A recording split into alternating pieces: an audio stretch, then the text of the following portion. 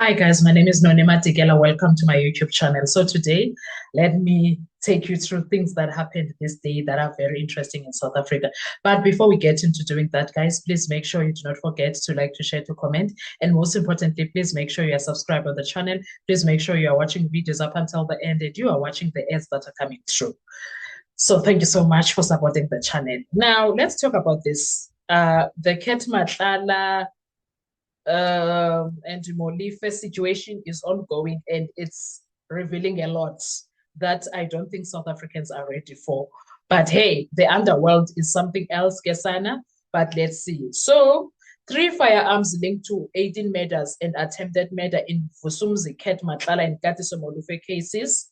National Police spokesperson Kenneth Atlanta Mate has revealed that 3 firearms seized by police are now forensically linked to 18 separate cases, including murder, attempted murder, and other serious crimes.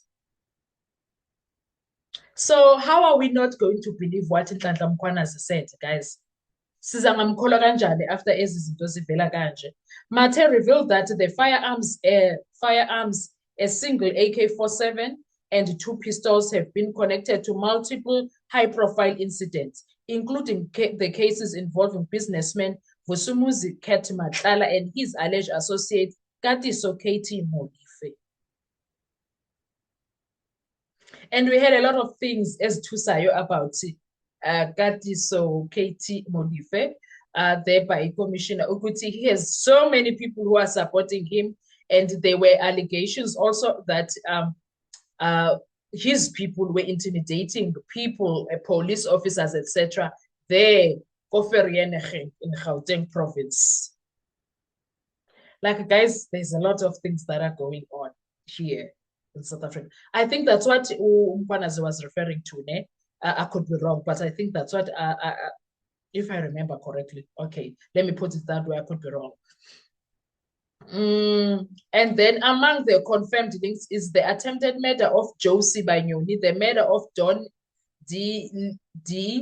Dilangeni, as well as attacks on DJ Sambode, Vito, and Vetis. The 3 firearms in our custody are now positively linked to 18 cases, Mate said. She added that police are still searching for another AK-47 connected to Tebogo Tobejane case. Authorities have not ruled out the possibility of linking the firearms to additional crimes.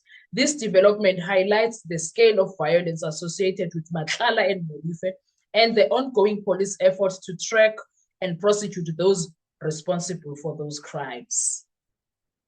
And then Ket Matlala will come here and tell us there is no, there's no evidence against him. The audacity of that man.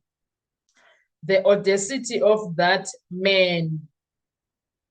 Guys, siza ngamkholwa kanjani ku-General Mkhwanazi sana after all these things? Like, tell me. Siza ngamkholwa kanjani? Siza ngamkholwa kanjani, guys? Because wow.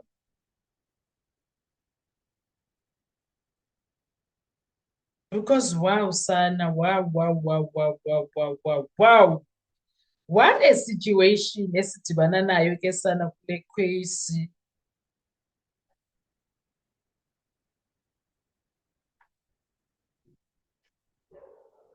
So this is the same Ket Namhlanje who was refused bail because he was denied bail because he is clear danger to the community. He's a tender tycoon, but bail it was denied in the Alexandra Magistrate Court on today, which is Wednesday, due to being a flight risk and potential witness interference concern, which Nam I don't think angabayeka. Sorry, angabayeka. He is facing attempted murder and money laundering charges for allegedly trying to assassinate his ex-lover, Tebogo Tobejane. He has been linked to broader police capture allegations involving senior officials, which led to establishment of the Madlanga Commission, which began today, which is Wednesday. Vusumuzi Ket Matlala has been denied bail in the Alexandra Magistrate Court. The applicant has failed to demonstrate that he does not pose a flight risk The nature of offenses represents a clear danger to the community. The state case cannot be described as weak, Magistrate Saita Prinsloo said when she refused to grant him bail. The tender tycoon was arrested in April alongside 2 alleged hitmen. He faces charges of attempted murder, money laundering, and defeating the ends of justice, which are related to a failed hit on Matlala's former lover, Tebogo Tolojane. He is a central figure in claims of police capture, with a set in motion the Madlanga Commission, which began Wednesday, which is today. Central to the magistrate decision was evidence suggesting Matlala had access to an Eswatini identity document under the name Vusi Dlamini. Kanti ngubani lo mfana igama lakhe ziMatlala or Dlamini? Home Affairs records revealed Matlala had crossed into Eswatini on foot 3 times last year. With official records showing no entry into SA after 19 April following his last departure. Wenja. Haibo. While Matlala disputed the authenticity of the communications and claimed his passport bore return stamps, Prinsloo noted the absence of official re-entry praises questions, a claim Matlala disputes. Haibo. He maintained that it was due to non-problematic Home Affairs system issues. The allegation that Matlala has access to an identity document of Eswatini, coupled with irregularities of travel, suggests potential to exit and re-enter the country outside of formal passport control, Prinsloo said. She coupled these issues with the allegations of Matlala having foreign interest in Mauritius. Ne? Matlala is alleged to own a boat in Mauritius and a private jet. How about Malabo Matlala? Mauritius. However, he denied this during the bail hearing, only admitting to open a trust in the country, investing $100 while intending to invest in the country. Particularly concerning to the court was discovery of a cell phone in Matlala's possession while detained at Kosimampur Correctional Center. Data downloads revealed the phone had been active on the same day KwaZulu-Natal Police Commissioner Nhlanhla Mkhwanazi held his exclusive press briefing about corruption in senior police ranks.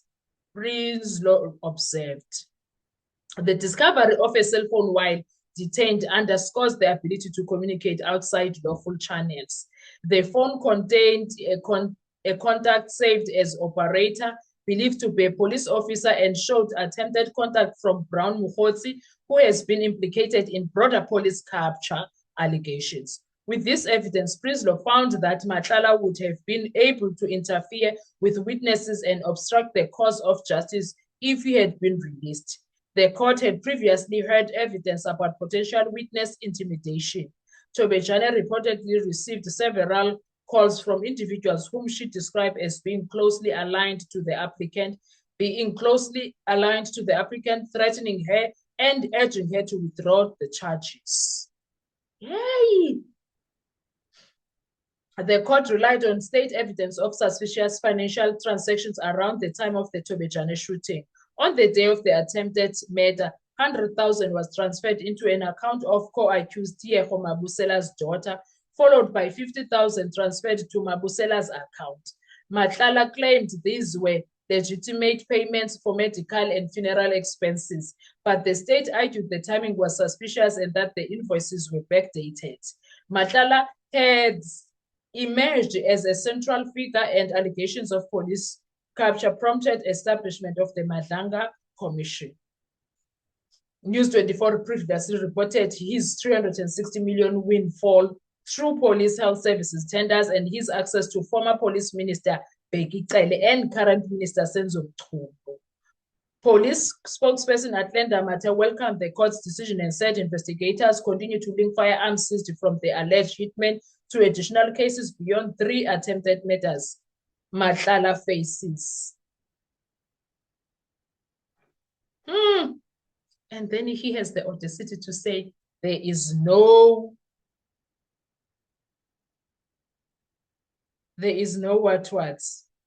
National Prosecuting Authority spokesperson Phindu Mjondwane said the NPA welcomed the judgment and was prepared to oppose any potential appeal by Matlala's legal team. Matlala is expected to face additional charges in connection with the attempted murder of taxi boss Josie Banyoni and Sonki DJ Vet Mukabeng. Whatever. News 24 previously reported that ballistic analysis linked seized firearm to at least 10 high-profile killings, with Matlala emerging as a key figure in Mkhwanazi's police capture claims. The case is expected to return to court 7 October to centralize the multiple matters Matlala faces.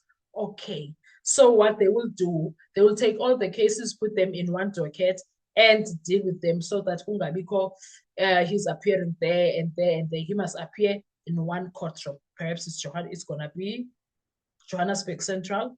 I mean Johannesburg High Court, I suppose. I don't know. But that's what we are dealing with now. Hey guys, in South Africa. What are your thoughts when it comes to all of this? Me, I am shook. I am also shocked, Uguti. The audacity of Matlala. The audacity. Anyway, let's talk with comment section. I'll see you on our next video. Thank you so much. Bye-bye. Enjoy your day.